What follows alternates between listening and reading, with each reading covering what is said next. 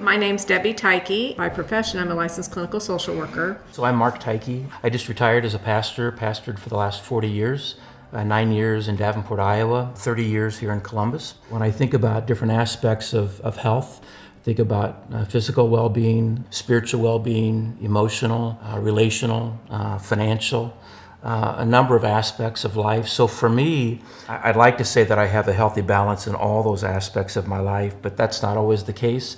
And frankly, I don't wake up every morning thinking about that.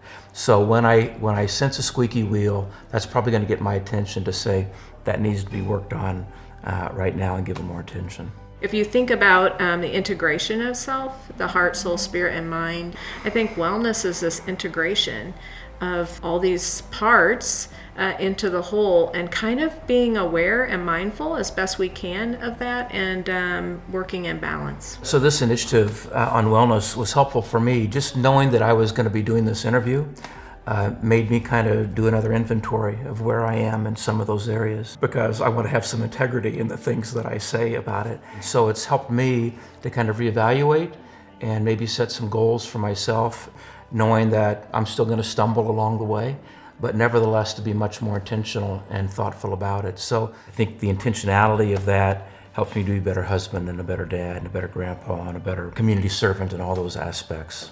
Rethinking wellness is important because you're sharing stories to hear about how other people's perspective and pathway works for them, what maybe doesn't work for them, and we learn a lot from one another's stories. When others are prioritizing wellness in a way that provides an example, provides energy, provides hope, it gives you an idea that it's doable, then it's contagious, and then you're thinking, oh, well, look what they're doing. I think I could do that too. We can learn from others around us, and I think for me, I've really benefited from people around me from whom I can learn. I struggle with things just like everybody else struggles with things, but I am able to learn from different folks that have been put in my path.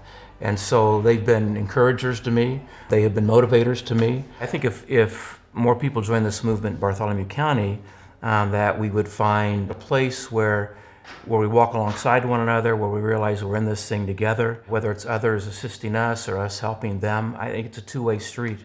I think I have something to offer others, and others have things to offer me. If we would join this idea of wellness for all as a community-wide focus, then we have the ability to impact people who may not have the same means, capability, resources to embrace some of the means of wellness. And we have greater empathy and insight to be able to walk alongside and be a part of one another. I think when we come together, I see it as almost exponential gain. We multiply in an exponential way the impact that we can make. The communal aspect of wellness is huge. When people, if they come to me and they're struggling with their wellness, first of all, I want to commend them on their honesty. Hope begins with the acknowledgement that I don't have everything together in my life. And then how can we, having shared that, how can we walk alongside one another to do that? It may just be a matter of empathizing and letting them know, as Debbie said, that they're not alone. It might be a matter of trying to connect them to community resources, because we have a lot of resources in our community. It might be as simple as helping them just make a few goals in one or two areas of their life. We've become very involved in NAMI, the National Alliance on Mental Illness, and that was begun in the 80s by a group of families who were looking for solutions, and now it's grown across the country, and there's an affiliate in Bartholomew County. But NAMI offers individual support and education and advocacy. So if you have a loved one, or if you yourself have a mental health condition, I invite you in. That's a great place to get started.